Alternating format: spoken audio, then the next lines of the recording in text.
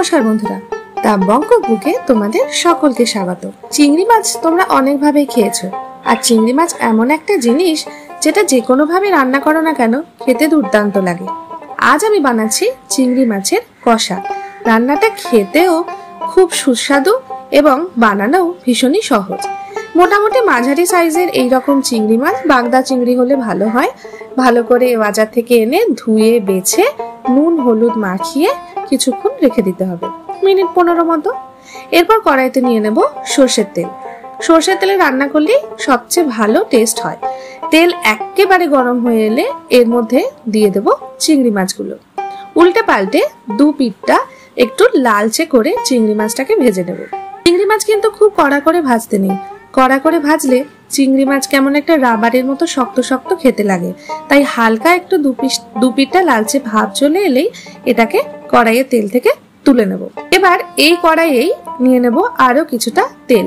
এই চিংড়ি মাছ ভাজার তেলের সাথে রান্নাটা করলে রান্নার টেস্টটা আরো এনহ্যান্স হয়। দিয়ে দিচ্ছি গোটা গরম মশলা, তেজপাতা আর শুকনো লঙ্কা ফোড়ন। ফোড়নটা হালকা একটু নেড়ে নিয়ে এর মধ্যে দিয়ে দেবো বেশ কিছুটা পেঁয়াজ কুচোনো। পেঁয়াজটাকে ভালো করে কুচিয়ে নিয়েছি। কুচোনো পেঁয়াজটাকে এরপর লালচে ব্রাউন করে একটু ভেজে নেব। হালকা মিডিয়াম আঁচে ভাজতে হবে যাতে পেঁয়াজটা একটু নরমও হয়ে যায় আর ভাজাটাও বেশ সুন্দর হয়ে যায়।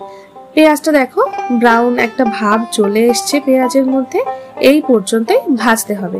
খুব ডিপ ব্রাউন করেও ভেজে ফেলার দরকার নেই, আবার একদম কম ভাজার দরকার নেই। এরপর এর মধ্যে দিয়ে দিচ্ছি 2 টেবিল চামচ মতো নারকেল কোড়া আর বেশ একটা বড় টমেটোর অর্ধেকটা টমেটো।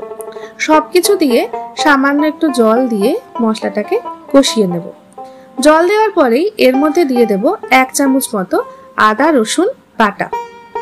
সবকিছু দিয়ে এর মধ্যে দিয়ে দেবে নুন, হলুদ, জিরে গুঁড়ো, ধনে গুঁড়ো আর সামান্য একটু পরিমাণে চিনি। শেষে দেব গরম মশলা গুঁড়ো।